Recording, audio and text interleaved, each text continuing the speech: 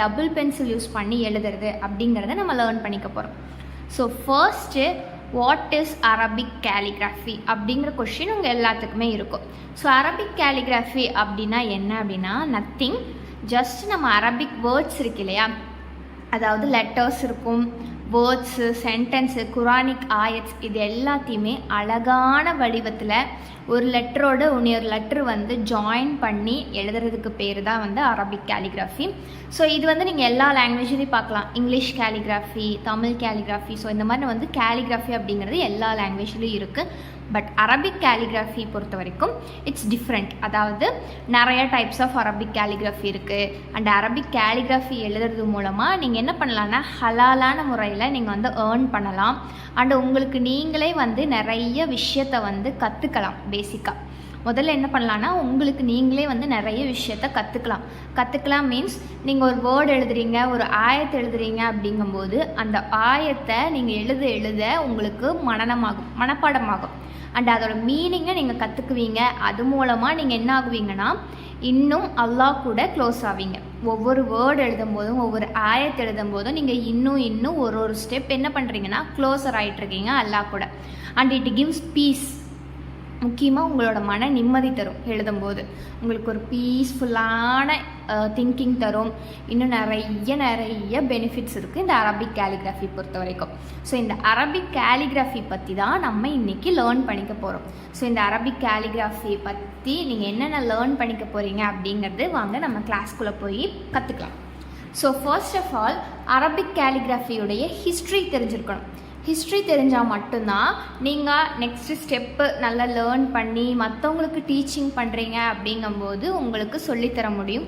அது மட்டும் இல்லாமல் அரபிக் கேலிகிராஃபி தெரிஞ்சுக்கணும் அப்படின்னா முதல்ல யார் அரபிக் கேலிகிராஃபி கற்றுக்கிட்டா, எப்படி எழுதுனாங்க, எப்படி ஆரம்பிச்சது அப்படிங்கிற ஹிஸ்ட்ரி உங்களுக்கு தெரிஞ்சுக்கணும். ஸோ ஃபர்ஸ்ட்டு அரபிக் கேலிகிராஃபியோட ஹிஸ்ட்ரி என்ன அப்படின்னு பார்த்தீங்கன்னா, first who is the father of Arabic calligraphy? Who is the father of Arabic calligraphy?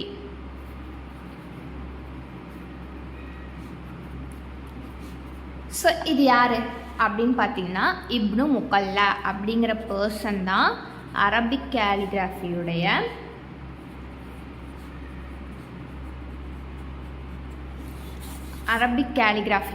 Father. So இவங்க தான் முதல்ல அரபிக் கேலிகிராஃபியை அழகான வடிவத்தில் எழுத ஆரம்பித்தாங்க. ஸோ இவங்க தான் அரபிக் கேலிகிராஃபியுடைய ஃபாதர் அப்படின்னு சொல்கிறாங்க. ஓகேவா?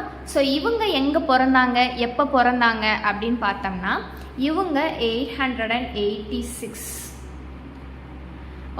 886 அப்படிங்கிற இயரில் பிறந்திருக்காங்க. ஸோ இவங்க பாக்தாத்தில்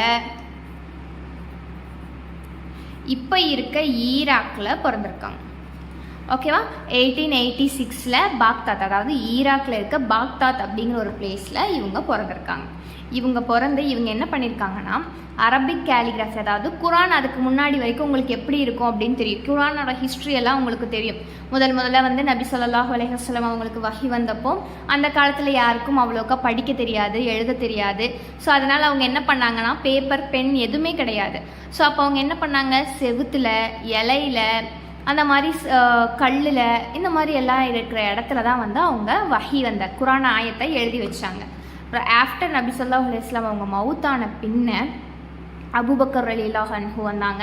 ஸோ அவங்க எல்லாம் என்ன மீன் பண்ணாங்கன்னா அந்த ஆயத்தை எல்லாத்தையும் சேர்த்து ஒரே குரானாக தொகுக்கணும், ஒரே புக்காக நம்ம க்ரியேட் பண்ணணும் அப்படிங்கிற ஐடியா கொண்டு அதையே முதல்ல ஒரு குரானாக கொண்டு வந்தாங்க.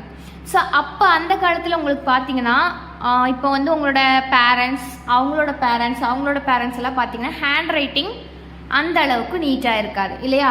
நம்ம எழுதுகிற அழகான ஹேண்ட் ரைட்டிங் மாதிரி உங்களோட பேரண்ட்ஸ், கிராண்ட் பேரண்ட்ஸ் அப்படிங்கிறவங்க அவங்க அழகாக எழுத மாட்டாங்க. ஏன் அப்படின்னா அவங்களுக்கு அவ்வளோக்கா படிக்க தெரியாது, எழுத தெரியாது. ஸோ அதே மாதிரி தான் அந்த காலத்தில் எழுதினவங்களும் அவங்களுக்கு தெரிஞ்ச ஹேண்ட் ரைட்டிங்கில் எழுதியிருக்காங்க. ஸோ அது எழுதி அதை பல புத்தகமாக வெளியிட்டு குரானை நிறைய பிளேஸ்க்கு அனுப்பியிருக்காங்க. அது எல்லாமே உங்களுக்கு தெரியும். ஸோ அந்த மாதிரி கலிஃபாக்கள் வந்தாங்க, அரசர்கள் லைனாக அவங்களோட அரசர்கள் எல்லாம் 1 by 1 வந்தாங்க, குரான் எல்லாத்துக்கும் ஸ்ப்ரெட் பண்ணாங்க. ஸோ அப்போது அப்பாசியர்களோட ஆட்சி காலம், அப்பாசித்,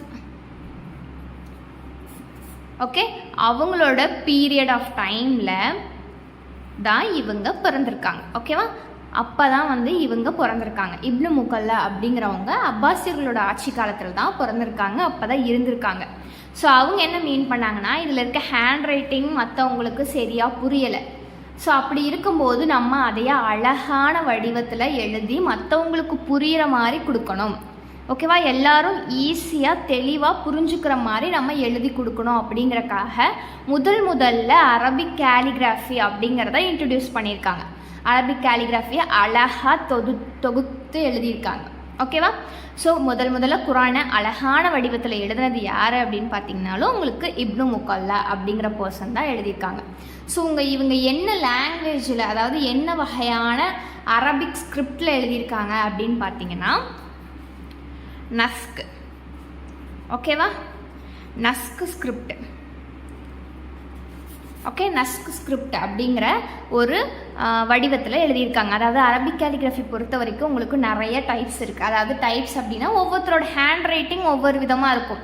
நான் எழுதுகிற ஒரு இங்கிலீஷ் ஹேண்ட் ரைட்டிங், அதாவது நான் இப்போ எழுதியிருக்கேன் இல்லையா இங்கிலீஷ் ஹேண்ட் ரைட்டிங், இந்த மாதிரி ஹேண்ட் ரைட்டிங்கில் நீங்கள் எழுத மாட்டீங்க, நீங்கள் எழுதுகிற ஹேண்ட் ரைட்டிங் எனக்கு வராது. அந்த மாதிரி இவங்களோட ஹேண்ட் ரைட்டிங் பேர் என்ன அப்படின்னா நஸ்க் ஸ்கிரிப்ட்.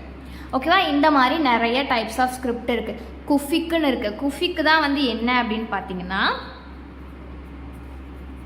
பழமையான மொழி, அதாவது ஓல்டஸ்ட் லாங்குவேஜ், ஓல்டஸ்ட் ஸ்கிரிப்ட். ஓகேவா, மிக பழமையான எழுத்து வடிவம் என்ன அப்படின்னு பார்த்தீங்கன்னா குஃபிக். ஓகே, நஸ்கு வடிவத்தில் நீங்கள் வந்து இப்னு முகல்லா அப்படிங்கிற பர்சன் எழுதியிருக்காங்க. ஸோ இந்த மாதிரி நிறைய டைப் ஆஃப் ஸ்கிரிப்ட்ஸ் இருக்குது. ரெக்கா அப்படிங்கிறது இருக்குது, துளுத் இருக்குது. நம்ம இப்போ வந்து நம்ம துளுத் பற்றி தான் லாங்குவேஜ் கற்றுக்க போகிறோம். அந்த ஸ்கிரிப்ட் பற்றி தான் நம்ம வந்து இன்றைக்கி நம்ம லேர்ன் பண்ணிக்க போகிறோம். ஸோ இந்த மாதிரி நிறைய ஸ்கிரிப்ட்ஸ் இருக்குது. ஸோ அதில் இப்னு முகல்லா அப்படிங்கிறவங்க நஸ்கு ஸ்கிரிப்ட் மூலமாக 886 இயரில் ஈராக்கில் இருக்க பாக்தாத்தில் பிறக்கிறாங்க.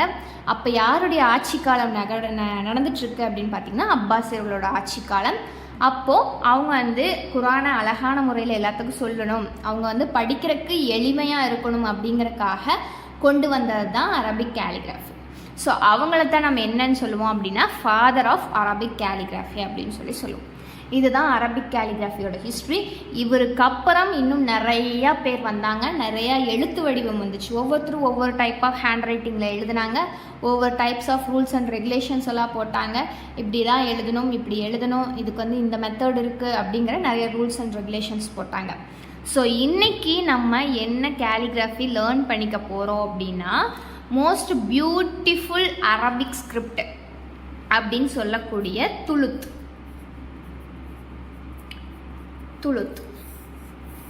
மோஸ்ட் பியூட்டிஃபுல் அரபிக் கேலிகிராஃபி என்ன அப்படின்னு பார்த்தீங்கன்னா துளுத். ஓகேவா, மோஸ்ட் ஈஸியஸ்ட்டு கூட அண்ட் ஈஸியாக படிக்கிறதுக்கு கூட நம்ம இந்த துளுத் தான். துளுத்தை இருந்து நீங்கள் எழுதுனீங்க அப்படின்னா மற்றவங்களுக்கு வந்து ஈஸியாக படிக்கவும் முடியும், அதை பார்த்து படிச்சுக்கவும் முடியும். இந்த குஃபிக்கெல்லாம் பார்த்தீங்கன்னா எழுதணும் அப்படின்னா மற்றவங்களுக்கு படிக்கிறதுக்கு ரொம்ப கஷ்டமாக இருக்கும், அது என்ன எழுதியிருக்காங்கன்னு நம்மளால ஃபைன் பண்ண முடியாது.